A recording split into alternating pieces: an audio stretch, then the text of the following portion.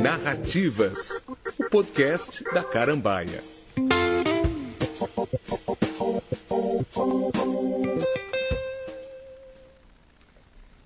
Para falarmos sobre o design do livro e muitos dos aspectos que dão materialidade à palavra escrita, estamos aqui no estúdio com os designers Elaine Ramos e Daniel Trent.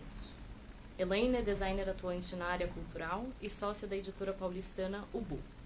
Foi por 11 anos diretora de arte da Cosac Naif, onde também coordenou a edição dos títulos sobre design. É co-coordenadora do livro Linha do Tempo do Design Gráfico no Brasil, foi co-curadora da exposição Cidade Gráfica no Itaú Cultural em São Paulo e é membro da Alliance Graphique Internationale, a AGI. Daniel é bacharel em Artes Plásticas pela FAAP e mestre pela ECA USP. É editor de arte da revista Serrote. Desde 2007, é professor do curso de graduação em Design Visual da ESPM. Eu sou Laura Lotufo, editora de arte da Carambaia.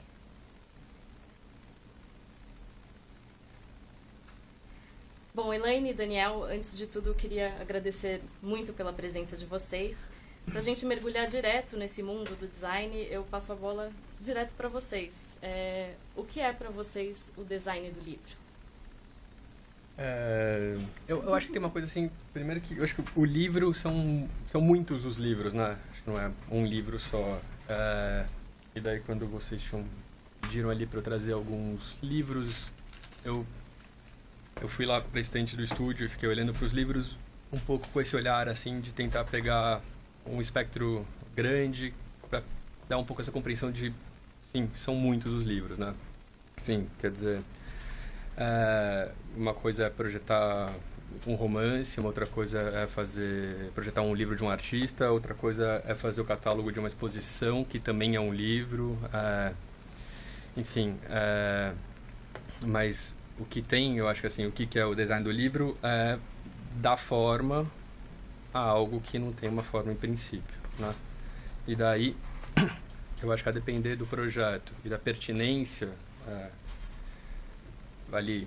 da atuação do designer nesse projeto, essa interferência nesse objeto, o livro pode ser maior ou menor, né? Eu acho que tem certos momentos que o desafio do designer é passar em branco, quer dizer, o esforço tem que ser para que o nosso trabalho seja completamente invisível. Em outros momentos, o esforço é exatamente o oposto, né? A gente, de fato, se coloca ali, quer dizer... O que você acha, Elaine? Qual é a sua visão? Não, é exatamente isso. Acho que a abordagem de um livro pode variar muito. O livro é um suporte que tem uma mecânica mais ou menos pré-determinada, né? Um suporte que existe há um dos mais perenes da história da humanidade, mas que se permite ser reinventado infinitamente a partir de uma certa mecânica pré-determinada que faz dele ser um livro. E acho que também o próprio mercado ele faz com que um designer tenha uma abordagem absolutamente diferente dependendo do projeto. Você pode ter uma encomenda de uma capa que basicamente é ocupar um retângulo bidimensional, uma coisa totalmente estática e pré-determinada. Ou você pode estar envolvido com o livro inteiramente, envolvido com a mecânica dele, com a flexibilidade, com o peso que ele vai ter, com o ritmo que ele vai ter. Você pode ser uma coisa que você faz em um dia e pode ser uma coisa que você faz em 3 anos. Então, realmente é muito variável, né, o nível de envolvimento. E acho que o design, ele às vezes é uma coisa mais funcional, né? Como o Dani está falando, às vezes você quer ser até, inclusive, muito silenciosa, etc. E às vezes o design é o editor do livro, né? Num livro de artista, por exemplo, de uma monografia de artista, normalmente o papel do designer se confunde muito com o papel do editor, né? E aí é um trabalho muito coletivo e muito longo e de muito mergulho, que tem um envolvimento de tempo muito longo, muito intenso. E uma capa, essa encomenda da capa, né, que daí nem é fazer um livro, né, fazer uma parte visível, a fachada do livro também tem graus de dificuldade muito variados, né? Mas aí eu acho que uma abordagem muito diferente do que realmente o envolvimento com o livro como objeto, que tem muito mais potenciais e muito mais detalhes do que escolher uma fonte, do que a parte, digamos, que está ali no arquivo de InDesign, né? E como vocês abordam o projeto gráfico? Então, quando vocês recebem uma encomenda e recebem um arquivo, vem um Word, né, com o texto bruto, e a partir daí um briefing, e por onde vocês começam a pensar o projeto? Para mim, eu não tenho exatamente uma metodologia assim muito clara. Eu acho que, evidentemente, o primeiro passo, o primeiro momento é entrar em contato com esse conteúdo, né? Entrar em contato com esse conteúdo significa, enfim, ler o livro, mas nem sempre a gente lê o livro de cabo a rabo, né? Entrar em contato também significa conversar com o editor ou conversar com as pessoas que estão ali envolvidas na produção desse livro. E como a Elaine falou, a produção de um livro é sempre um projeto que é coletivo, e daí a gente, como designer, às vezes a gente participa desse processo de uma maneira mais estendida e mais extensa, em outros momentos são entradas mais pontuais nesse processo. Mas então, o ponto de partida é esse, né? Quer dizer, é se aproximar desse conteúdo. Sim. E a partir daí também, eu acho que tem uma coisa que é um tanto importante, assim, é pensar, enfim, para quem que é esse livro, quer dizer, quem é esse cliente? Quer dizer, porque a depender do cliente, o cliente tem uma cara, né? O cliente tem um perfil, enfim, e o que você faz, evidentemente, você tem que se colocar dentro daquilo que o cliente aquilo que ele deseja, né? Fazer uma capa para uma editora X é diferente de fazer uma capa para editora Z, porque cada editora tem, de algum jeito, algum tipo de particularidade. E fazer o projeto de um livro como um todo para Carambá é diferente de fazer um projeto de um livro como um todo para uma outra editora, né? Quer dizer, então, eu acho que tem esses entendimentos todos que vão sendo acumulados à medida que você vai avançando por esse projeto, vai pensando no projeto, né? Mas aí tem questões que são evidentemente recorrentes no projeto de livro. Quer dizer, você vai desenhar um miolo ou vai desenhar um livro por um todo, um livro, enfim, pensar nesse objeto como um todo. Enfim, tipografia é uma questão que tá ali, né? Você tem que lidar com essa questão. E daí eu começo um tanto pensar assim, de que modo essa tipografia pode se relacionar com o conteúdo, quer dizer, que tipo de relação sintática ou semântica essa letra, o desenho dessa letra pode ter com aquilo que o conteúdo está trazendo. Enfim, como isso pode ser desdobrado, daí pensando no livro como objeto, como isso pode ser desdobrado na capa do livro, como isso pode ganhar essa espacialidade do objeto como um todo, enfim, daí começa, né? É uma sucessão de questões que vão se encadeando até chegar no projeto. Mas pelo que você colocou, no geral, você parte do miolo ali, de uma escolha menor, básica, né? Que é a escolha da tipografia, partindo para uma mancha gráfica e aí ampliando até chegar na capa. Acontece o inverso de você pensar na capa antes de pensar no miolo? Acontece uma coisa que, assim, que acontece muito, assim, por exemplo, livro de artista, né? A hora que vai apresentar o projeto do livro do artista, sei lá. Eu costumo apresentar o miolo e a capa, mas certamente essa capa que eu apresentei não vai ser a capa desse livro. Quer dizer, porque a capa tem mesmo um processo de maturação, que é isso que o Len estava falando, assim, nesses projetos que são super longos. Enfim, o que você tinha ali como uma intuição no começo se desdobra em uma outra coisa no final do processo. Enfim, é um tanto imprevisível no final das contas o que isso pode dar, sabe? E tem uma questão também, né, Elaine, que é a questão do prazo, né? O miolo demora muito mais tempo para ficar pronto, então você vai trabalhando o projeto dele antes, ele vai revisando, e enquanto isso você vai fechando a capa, né? Eu sempre deixo a capa para o final, muitas vezes para desespero dos meus contratantes, dos artistas. Nada? Nunca, não. Eu sempre deixo a capa para o final. Não, e muitas vezes a capa implica em mudar a fonte de todos os títulos, né, internos. Mas é que eu acho que tem isso mesmo, na loucura, na correria do dia a dia, tem uma coisa de liberar para as revisões e depois eu vou resolvendo, né, assim, ao longo do tempo. Nunca é na ordem ideal, né, porque sempre tem muitos projetos acontecendo ao mesmo tempo. Sim. Então, normalmente a capa é o que eu vou adiando, assim, mas eu acho essas escolhas todas, enfim, às vezes o livro tem demandas funcionais que são muito determinantes da tipografia interna inteira, né? Se, pelo volume de texto, pela quantidade de hierarquias. Às vezes você precisa de uma fonte... as questões do próprio texto determinam a fonte que você vai usar no miolo, mas a fonte, nem sempre a fonte que dá conta disso tudo dá uma boa capa, né? Exato. Então aí você vai e volta, mas em geral tem isso, também os processos se sobrepõem e você tem que ir liberando para as revisões enquanto está pensando a capa, muito comum, né? E dentro de uma editora, né, em um livro tem N pessoas trabalhando naquele livro ao mesmo tempo, né? Tem revisores, tem editor, tem arte, tem designer, tem ilustrador quando tem, né? Vocês já chegaram a pensar num projeto partindo de uma obra, tirando os livros de artista, que aí, claro, você está trabalhando com uma obra, de você pensar a partir de um ilustrador ou de alguém que você acha que vai ser que vai nortear aquele projeto para você?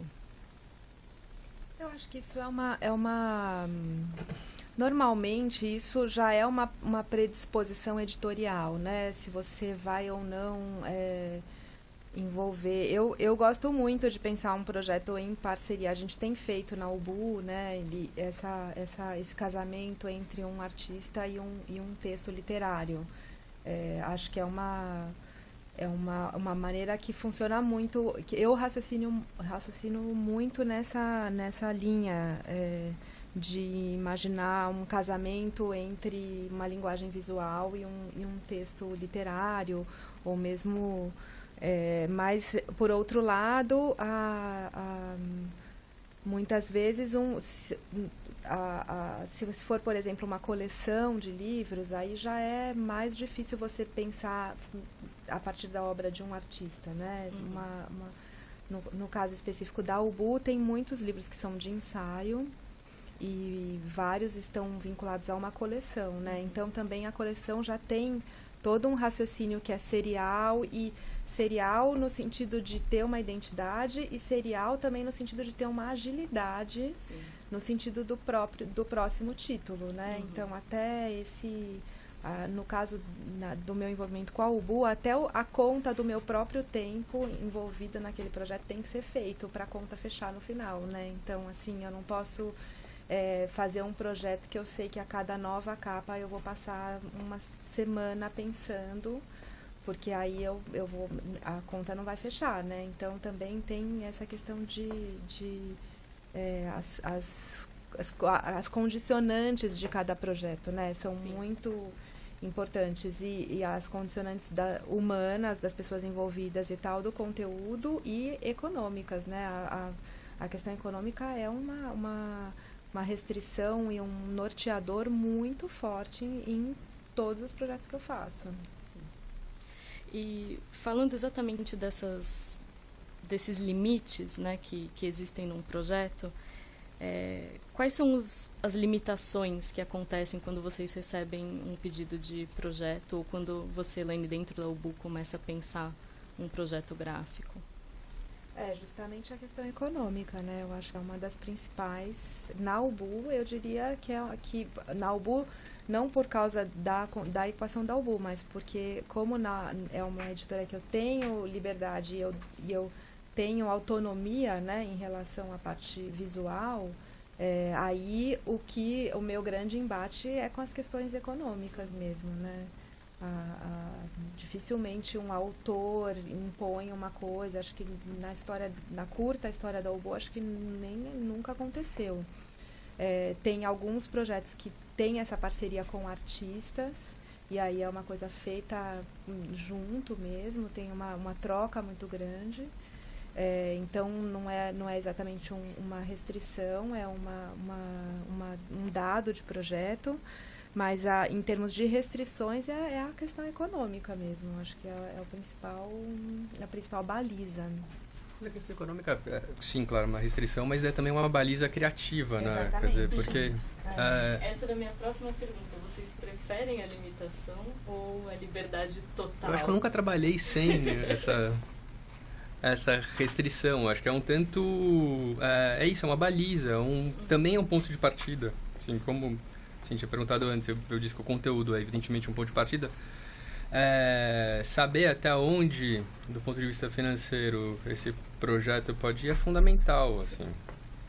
E um tanto da graça também é ficar pensando assim, com isso, quer dizer, com esse valor, com esse orçamento, dá para ir aonde? Quer dizer, aonde dá para manobrar isso? Quer dizer, ficar nesse exercício eterno. É um tanto divertido isso, né? Eu acho que isso é um tanto parte do processo.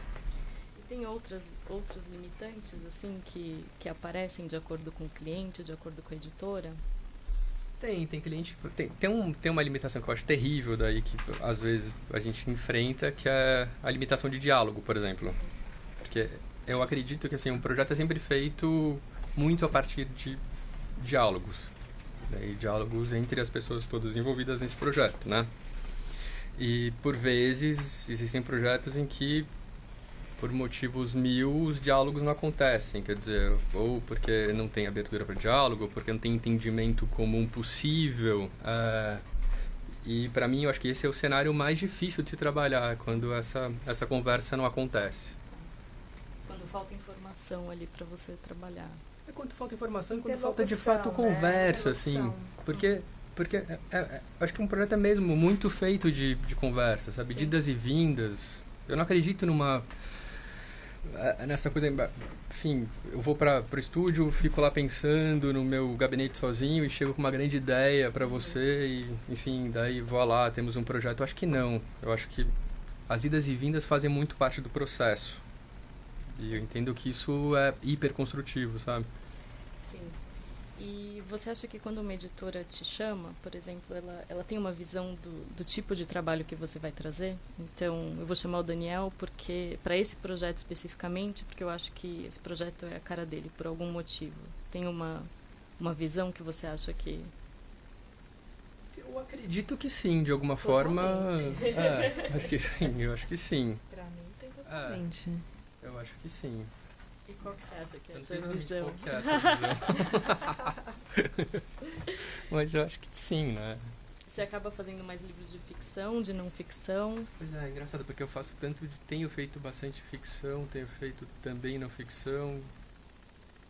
Eu não sei exatamente, eu não conseguiria formular essa resposta à sua pergunta assim com clareza, eu não sei. E você, Elaine, você acha que existe essa visão assim do que é o design da Elaine? Com certeza. Eu sempre vejo sempre a pessoa fala, esse projeto a gente pensou para você, por quê, né? Tem alguma imagem do que eu faria e normalmente no briefing vem alguma coisa elegante. Tem sempre uma coisa elegante. É uma palavra recorrente. Tem uma recorrência dessa palavra nos briefings que eu recebo, com certeza. E na UBU, também como sócia, você tem uma participação na escolha dos títulos. Você já escolheu um título assim pensando no projeto gráfico? Ou quando assim termina essa reunião, vocês escolheram os títulos, o projeto gráfico já está acontecendo na sua cabeça?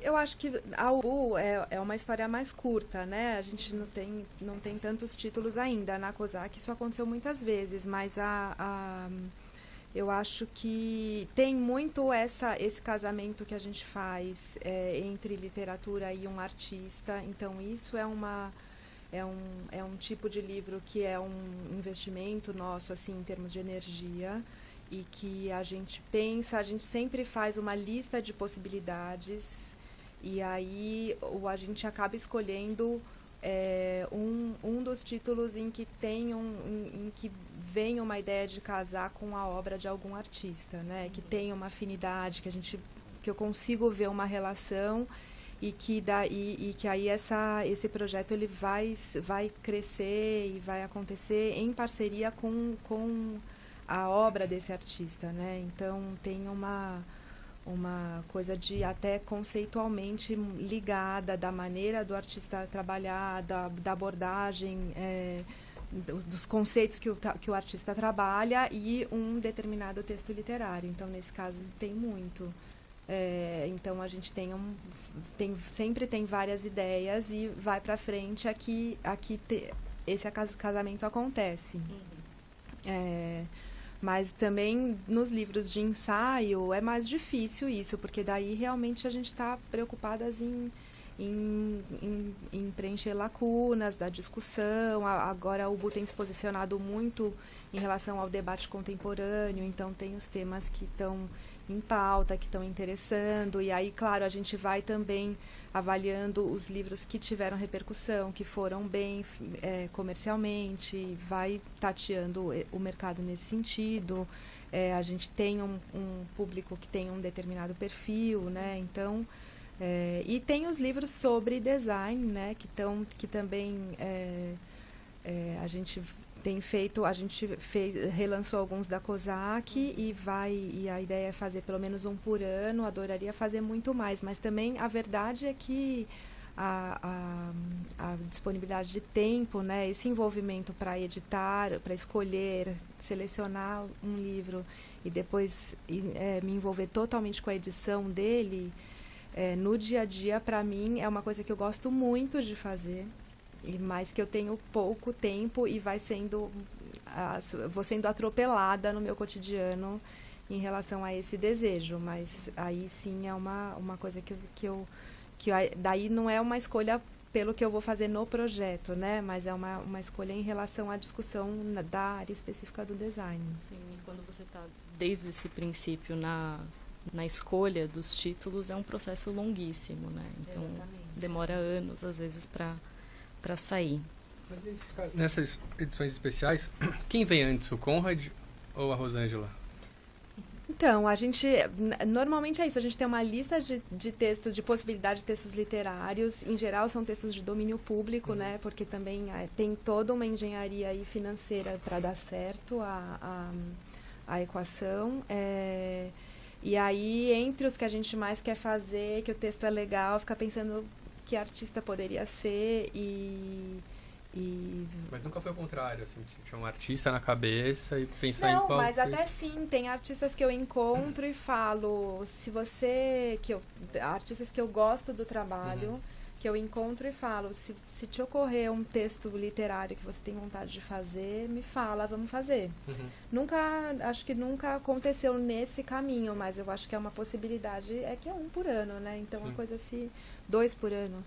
1 a 2 por ano, mas é uma possibilidade que está totalmente em aberto.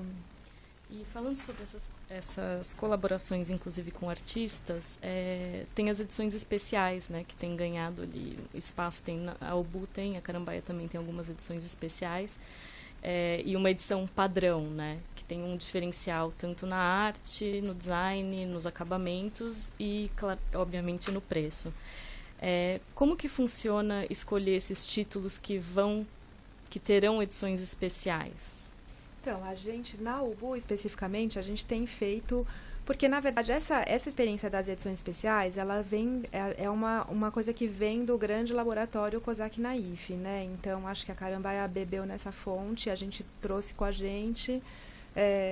Então, ali a gente fez muito... a gente foi entendendo e experimentando muito equações possíveis de viabilizar projetos especiais, né? Financeiramente falando, esses projetos que têm esse cuidado e esse tipo de gráfica, de acabamento e tal, que é mais caro, que tem um mercado pequeno, restrito, e como fazer isso ser acessível, ser viável, etc. Então, essa procura, a gente tinha muito na COSAC, né? Já eu e a Flor, e a equipe lá, ali no contexto da COSAC, a gente fez muitas experiências nesse sentido que é também uma criação, né? A gente bota muito da criatividade na verdade, na COSAC já era assim, e na UBU muito mais, a criatividade fica muito a serviço de viabilizar o projeto, né? Da existência da editora. Então, por mais que a COSAC tivesse um mecenas, né, era uma editora de mecenato, a gente tinha muito essa busca ali de fazer a editora viável economicamente. E a gente se beneficiou muito dessas experiências, desse laboratório, quando veio para a UBU.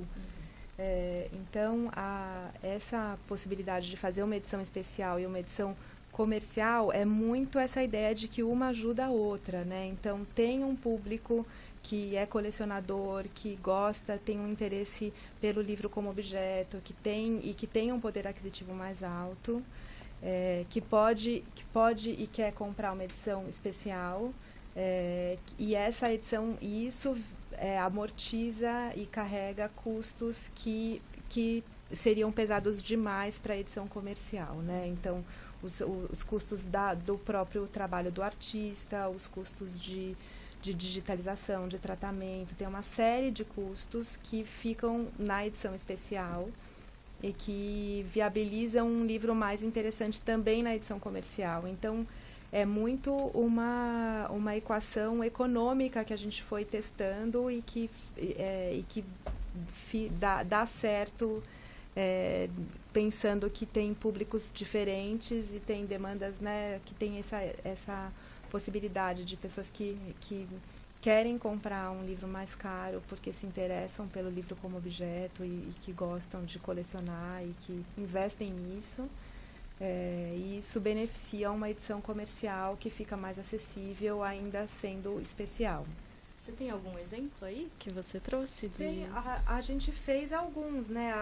O primeiro que a gente fez na UBU foi o Macunaíma, que tem então são sempre, a gente tem feito edição especial e edição comercial essa divisão nesses livros de literatura que tem uma relação com um artista, né? Então a gente fez o Macunaíma com o Luiz Zerbini, que tem o trabalho dele, ele fez essas gravuras com as plantas e tem uma relação conceitual forte com o próprio texto do Mário, que é um texto que tem uma base etnográfica muito forte. Então, até a abordagem que a gente deu no Macunaíma nos aparatos tem uma abordagem mais antropológica que fala dessa pesquisa do Mário, quanto ele se apropriou dos textos etnográficos, e aí o Zerbini ele se apropria das plantas, imprime as próprias plantas, enfim, tem uma relação conceitual entre o trabalho do Zerbini e a abordagem desta edição e do texto do Mário. Então, nele tem esse funcionamento, que a parte de offset, que é a parte que é muito cara, que a matriz é mais cara, né, que o preço é muito determinado pela tiragem, toda a parte offset é igual para as duas edições, mas a edição especial tem uma sobrecapa, que é a própria gravura, e a outra é uma edição brochura, então tem essa diferenciação.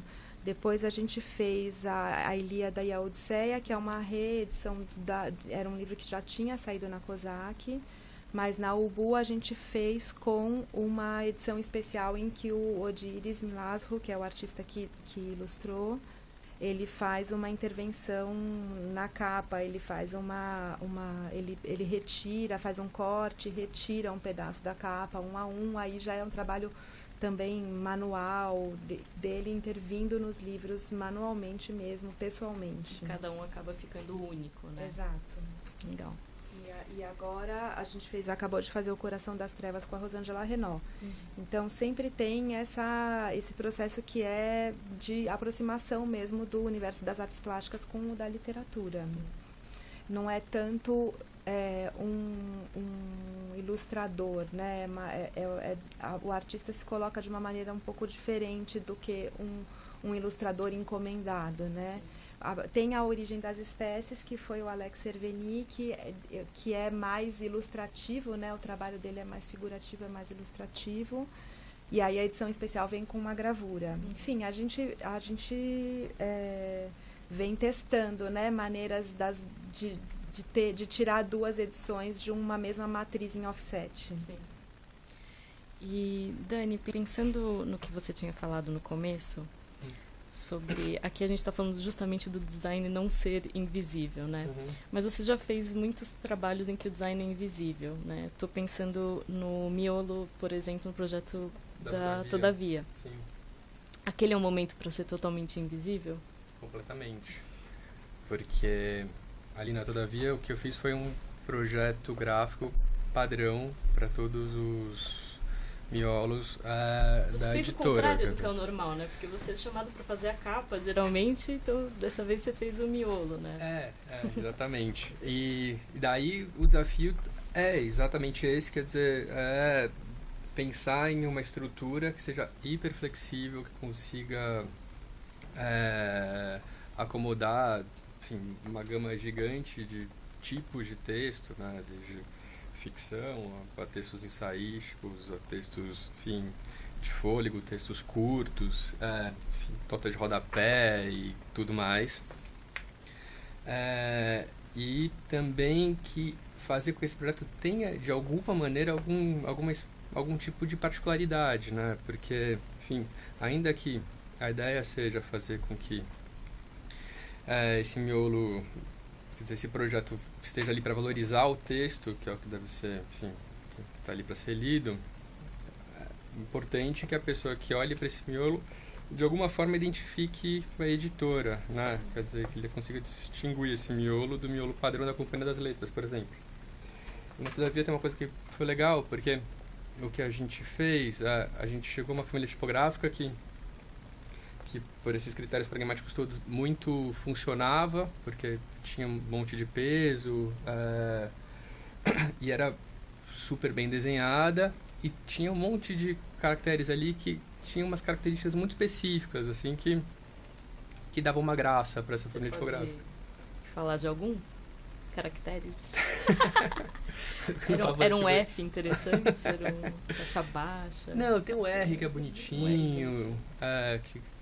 Daí entra essa coisa, coisa fina da tipografia. Eu acho até engraçado pro ouvinte entender o quão amplo e rico é esse mundo da tipografia, né? Específico. O quão específico e o quão ele consegue com muita sutileza, às vezes, dizer muita coisa que o leitor não necessariamente pega aquele livro e fala assim, nossa, essa fonte do século XIX, né, remete a... Mas eu acredito nisso também. Quer dizer, a pessoa tem uma percepção sem conseguir exatamente elaborar sobre ela, né? Quer dizer, ela tem algum tipo de sensação de leitura que a pessoa faz, não sei exatamente aonde no cérebro, mas que, enfim, ela não consegue elaborar aquilo com clareza. Mas, todavia, tem uma outra coisa que foi interessante nesse projeto, é que essa tipografia do miolo acabou sendo a tipografia adotada para o logotipo. Então, de fato, teve uma amarração aí no sentido de construir uma identidade visual. Sim. Então, quer dizer, a mesma fonte que grafa todos os textos da Todavia também está no logotipo, né? E você buscou nesse miolo ter uma neutralidade que aí permitisse a inserção de várias capas? Você buscou ser o mais neutro possível? Acho que a ideia era ser o mais neutro possível dentro do que é possível ser neutro, né? Mas com algum tipo de particularidade. Mas a Todavia é uma editora que faz... todos os livros têm esse miolo padrão e as capas são capas que em nada conversam com esse miolo. Quer dizer, é completamente dissociado, são 2 mundos. E isso é totalmente afirmativo por eles, quer dizer. Então, sim, eu acho que uma vez que isso é deliberado, legal, tudo certo, né? Quer dizer, fica muito claro que são 2 instâncias, são 2 coisas distintas, né? E quando vocês terminam o projeto, vocês ficam felizes com o resultado? O livro um projeto finalizado é Filho do Mundo, ou vocês ficam sempre voltando para aquele projeto pensando, eu podia ter feito isso? Você vê ele na livraria e fala, não sei se essa escolha tipográfica foi a certa, ou se essa cor, ou se esse... Acontece muito isso com vocês? Eu tenho isso. Eu tenho dificuldade em abrir um livro que eu fiz, em geral. Mas acho que isso todo mundo que trabalha quando chega com da livro... gráfica, vai todo mundo ver e eu olho assim... Olha com medo. Não quero abrir. Não, agora tem uma vantagem em relação a quando são projetos para o Ubu, tem a vantagem que idealmente eles serão reimpressos e eu tenho uma oportunidade de arrumar umas coisas. E em reimpressões você mexe na arte? Às vezes sim, a gente tá tentando organizar, enfim, tem uma organização, uma tentativa de organização que é ter uma planilha em que eu anoto as coisas que eu quero mudar quando for reimprimir. A Lívia, né? Obviamente não sou eu. A Lívia é a minha assistente maravilhosa, organizada, e a gente conversa e a gente combinou de ter um documento que reúne, porque pode reimprimir em uma semana, o que é lindo, mas às vezes vai reimprimir daqui a anos, né? Não dá para saber. E você vai ficar convivendo com aquelas decisões. Detalhes, né? Mas eu não fico, enfim, acho que quando eu era mais jovem até ficava, mas hoje em dia já não fico sofrendo no meu cotidiano com algum tipo de detalhe, né? Você também vai tendo um fluxo de trabalho, então você sabe que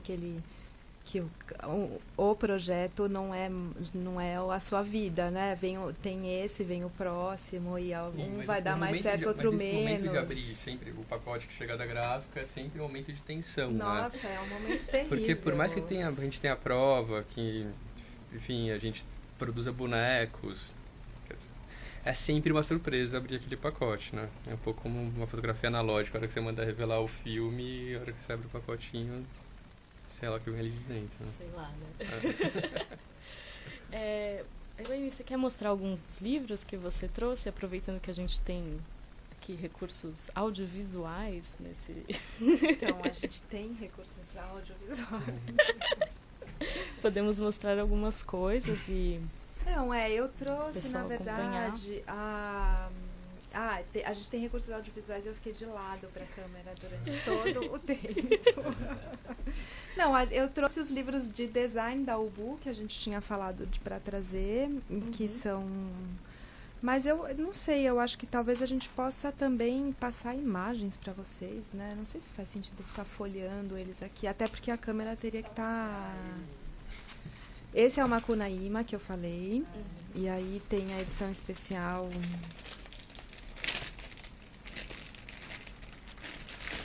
que essa aqui é uma que eu peguei lá aleatoriamente. Essas são, na verdade, as que ficaram numa reserva técnica nossa. Mas aí cada então, aqui ficou na reserva técnica, acaba que é mais clarinha, mas cada sobrecapa é de um jeito, é um original. E algumas são verdes, outras são laranja, enfim, cada uma não tem duas iguais. Elas são uma tira de uma gravura enorme impressa diretamente com as plantas colocadas numa prensa. Os livros da área de design que a Ubu fez nesse comecinho foram relançamentos de livros que eu tinha feito já na COSAC.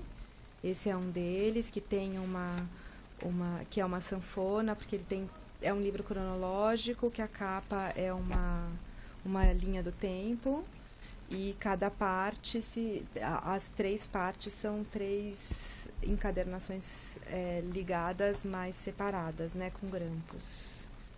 Isso é é um livro que tem como espinha dorsal a cronologia. Esse é um livro que a gente lançou direto na Ubu. Esse é por exemplo, quando você me perguntou lançar um livro pelo design, esse é um livro lançado pelas características, não só pelo texto, mas pelas características visuais dele, porque ele é um livro que fala de comunicação, um livro conhecido, importante e que preenche uma lacuna bibliográfica, mas ele é um ícone do design, né, da relação entre texto e imagem. Então, a gente fez um projeto exatamente igual ao original. Nunca é exatamente igual, né, o papel e tal, tem uma série de adaptações, mas ele é o mais fiel possível à primeira edição do Quentin Fiore. Esse aqui que eu trouxe em inglês é o próximo que a gente vai fazer da área de design na UBU, que vai sair no final do ano, que é As Políticas do Design, está em tradução.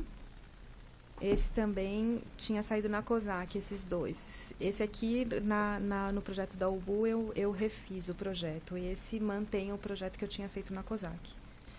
Então, e eu trouxe esse do Odiris, que a gente falou. Por que você refez o Flusser? Para deixar ele mais econômico, na verdade. Aquele formato era mais caro, dei uma compactada nele. E também, não sei, eu tinha questões com, sei lá, review, olhei para ele de novo e fiquei com vontade de mudar umas coisas, assim. E ele ficou num formato mais econômico também. Esse é o livro... Eu não trouxe a edição comercial, porque era muito pesado, mas esse é o livro que o Odiris fez. Então, a gente bateu uma faca e ele faz essa escarificação, que ele arranca uns pedaços do tecido da capa. Tem essa caixinha de acrílico. E ele arranca uns pedaços da capa de maneira aleatória. Então, cada edição é diferente com a intervenção dele. E o miolo, como você falou, né, é uma matriz em offset única. Então, a edição comercial e a especial são idênticas. E a especial. Tanto no Macunaíma como nesse. E Dani, você trouxe também alguns materiais que são... Eu estou vendo alguns catálogos, né, de exposições e algumas coleções também. Você quer falar um pouco sobre como que é pensar o catálogo junto com uma exposição? O que vem antes, o que vem depois? É o projeto tipográfico? É o material? Geralmente caminham em conjunto, quer dizer, o desenho da exposição, a definição da própria exposição e o desenho do catálogo. Mas eu gosto de pensar que o catálogo é uma espécie de uma tradução da exposição, né? Quer dizer, tem um desafio sempre aí que é de que modo a exposição pode ser traduzida por uma publicação, né? E eu tenho, enfim, a gente tem feito muito catálogo, eu tenho pensado bastante nisso, porque eu acho que isso pode ser feito de diversas maneiras. A primeira maneira, que é um tanto usual, por exemplo, é sair fotografando a exposição e você tem uma série de reproduções da exposição naquele espaço e o catálogo, por consequência, documenta essa exposição por meio dessas fotos.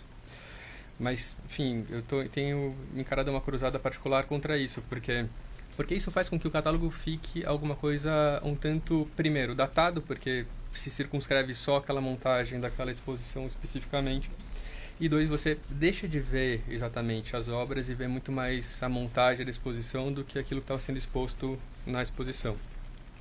Então, ficar pensando nesses dispositivos de contar a narrativa de uma exposição por meio de um livro é algo que tem me instigado, assim, né?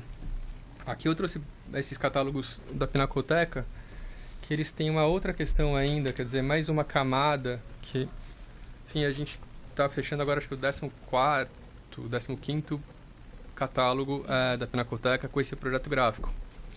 E essa outra camada é o seguinte: a gente, há 3 anos atrás, foi chamado pela Pinacoteca para fazer um projeto também padrão de catálogos para a Pinacoteca. Porque a diretoria entendia que os artistas, ou mesmo, enfim, os curadores, ou mesmo a exposição, acabavam, de alguma forma, enfim, chamando mais atenção do que a própria instituição. Quer dizer, você via um catálogo da Pinacoteca, e esse aqui era um catálogo que a gente fez da Pinacoteca nesse momento anterior, pré-reforma gráfica, vamos chamar assim. Então, você olhava um catálogo da Pinacoteca, eles eram super bem executados, eram lindos, e você não sabia se era exatamente um catálogo da Pinacoteca, se era um livro da COSAC, se era um livro de uma editora legal. Então, a direção resolveu deixar claro, quer dizer, então o projeto tinha que, enfim, afirmar essa condição, essa presença institucional, né? E daí a gente pensou nessa coleção. E agora o nosso desafio a cada novo livro é tensionar ao máximo esse projeto que a gente mesmo criou. Então, e é também uma coisa que a gente faz isso muito em colaboração com os artistas, assim, porque os artistas sempre chegam também com uma demanda um tanto específica. Então, o nosso esforço é sempre assim, até onde a gente pode levar esse projeto para que ele continue com a cara da Pinacoteca, mas ao mesmo tempo abarque ali os desejos do artista e o que foi aquela exposição, entendeu? E você trouxe também uma coleção do James Baldwin, né? Que é uma... E daí tem esse paralelo também, né? Quer dizer, aí a coleção do James Baldwin é uma coleção que é editada pela Companhia das Letras. E numa coleção sempre tem esse desafio que é um tanto parecido quanto esse que eu estou falando da Pinacoteca. Quer dizer, como você particulariza cada um dos livros, cada um dos títulos, são títulos diferentes, são 3 romances. Mas, ao mesmo tempo, você cria uma unidade entre eles, de modo que, a hora que você bate o olho, você sabe que, enfim, fazem parte de uma coleção. E aqui, nesse caso, a saída alternativa foi apelar para a tipografia, e uma tipografia que vai meio mudando de desenho em cada um dos títulos, ao mesmo tempo que as cores também vão sendo trocadas, né? Então, eu acho que isso resolveu um pouco essa questão, sabe? De conseguir particularizar cada um dos... E até aquela questão que a Elaine tinha colocado de que, né, por ser uma coleção, tem que ter ali uma rapidez ali de produção dessas capas, que tem que ser maior do que você sentar, conversar com o artista e começar a pensar numa capa a cada novo título, né? Então, só para finalizar, eu queria fazer uma última pergunta antes da última pergunta. Só para não escapar da máxima de não julgue um livro pela capa, vocês compram livros pela capa ou pelo miolo? Ou deixam de comprar um livro pela capa ou pelo projeto de miolo? Deixar, com certeza, acho que sim. Exatamente. Por mais que interesse, o tema, tudo, cria ali uma barreira. Ou comprar edições não brasileiras, sim, que são mais legais do que a edição brasileira. Quer dizer, isso já fiz algumas vezes. Porque, enfim, a edição fora mais resolvida, sei lá, isso... Eu tenho muito receio sempre de comprar um livro sem ter visto o miolo, porque a maior parte da minha relação com aquele livro vai ser com ele aberto, né, e não com a capa. Então, sempre gosto de abrir e ver o máximo possível como que ele é. E aí, finalmente, agora sim, a última questão, eu queria que vocês indicassem algo que vocês consumiram recentemente, pode ser um livro, uma série, um filme, um podcast, uma música, algo que vocês indicam, assim, pode ser pertinente ao nosso tema aqui da conversa. O que vocês acham interessante? Gente, eu odeio fazer indicações. É muito aleatório, né? É muito aleatório. Bom, o que eu li recentemente, eu acho que o livro um dos melhores livros que eu li recentemente foi o Manual da Empregada, da Lúcia Manual da Faxineira, da Lúcia Berlim. Achei excelente. Mas não, enfim, não é novidade, não é nada. Simplesmente o livro que estava na minha cabeceira faz um tempo.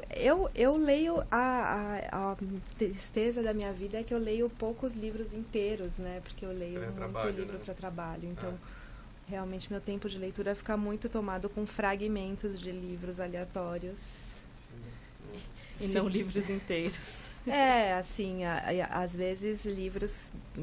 A sorte é que eu, em geral, faço... É difícil fazer um livro que eu acho muito ruim, assim, não faço muito. Agora, eu acabei de ler um bom pedaço da biografia do Mário de Andrade para fazer uma capa, enfim, agora estou lendo o Winnicott para Ubu, enfim, é uma leitura que eu não tenho muita escolha, mas a Lúcia Berlim foi um que eu li e gostei muito recentemente. Entrei super na onda dos podcasts, quer dizer, super, no meu pouco tempo, eu sou super fã do Foro de Teresina. Que mais? Série não consigo ver, não sei quando as pessoas têm tempo pra ver. Não, eu ia falar do Chernobyl, né? Eu ouvi falar do Chernobyl, mas não vi. que é uma paulada, né? É bom? São cinco episódios, quer dizer, se resolve ali mesmo, que é bom também, né? Não são essas séries que vão se arrastando. Mas é uma cacetada o negócio, né? E eu tinha lido o livro da Svetlana. Que você fez a capa, inclusive. Eu fiz a capa, exatamente. Eu tinha lido o trabalho, né? Enfim, que assunto aquele, né? Recomendo, hein? Bom, e eu posso fazer uma recomendação também? Eu acho que eu vou indicar, então, um outro podcast que eu acho muito interessante para quem se interessar, estiver ouvindo aqui sobre esse mundo do design e quiser conhecer mais. É o Design Matters, da Debbie Millman, que eu gosto bastante. É um podcast de entrevistas com designers, diretores de arte, profissionais da área de comunicação, não só designers, então é bem interessante. E também um livro legal do Phil Baines, que é a Penguin by Design, que é um compilado muito legal de 70 anos aí de capas da Penguin. É isso, muito obrigada, Elaine, muito obrigado, Daniel. Valeu pelo convite. Foi ótima conversa, espero que vocês voltem em breve.